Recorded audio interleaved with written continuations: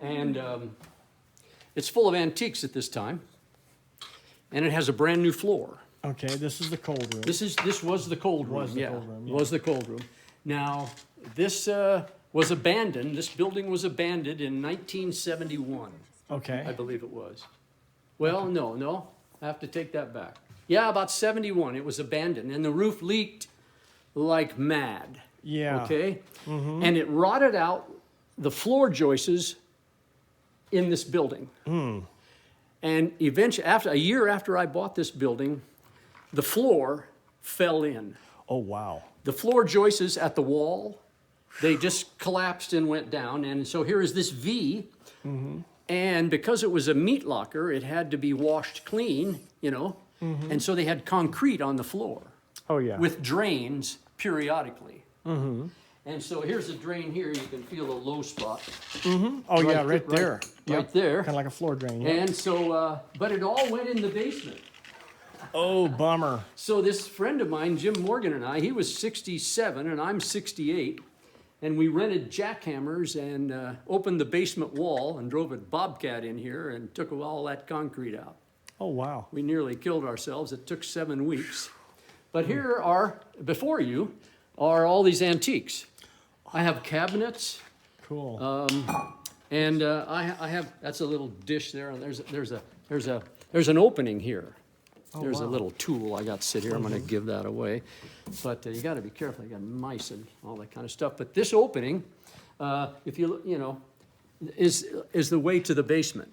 Oh, that. That's Yeah, and I put a ramp to the basement as opposed to steps, Okay. so that I could carry easily and roll easily things in and out of the basement. I gotcha. Yeah, that makes sense. You bet.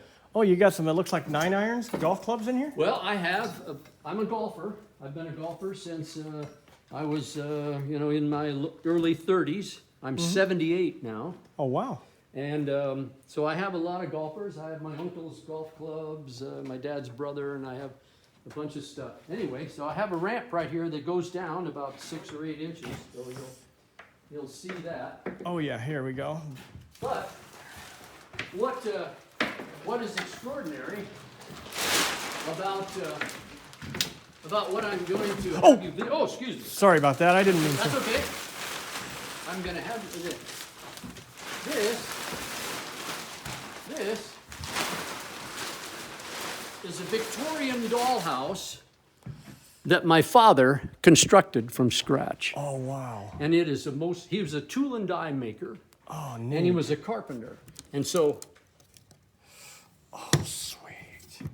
That is so cool. And it's got glass in it. oh yeah, all windows, curtains inside. It's 2 stories. Oh, It's 2 stories. neat. It's 2 stories. Yes, that is really something, Joe.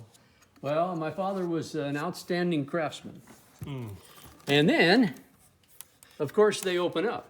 Now, I've got this side with furniture in it. And so you can feel the curtains and That's neat. here, I'll tell you, I'll give you a piece of furniture to handle. This is an armoire. Glass. Oh, yes. And that's really. Oh, yeah. Oh, and all the turned knobs, decorative fronts, and of course the drawer on the bottom that pulls out. Oh, sweet, Joe. Oh, and it's I believe it's oak. Oh. He used the old Sears catalog as models for 1 inch to the foot. His creations. That is. And in retirement, he was the first one to create tapered shingles, tapered shapes. He went to a dollhouse, one of the, a real prestigious dollhouse place there in California on Ventura Boulevard, and their shingles were all just flat pieces. They weren't tapered. Yeah. So he made a jig on his table saw and cut tapered shakes. That is really impressive. Yeah. He was an impressive guy, that's for sure. Oh. And it goes on. You can come. Okay, I'm going to switch to another clip.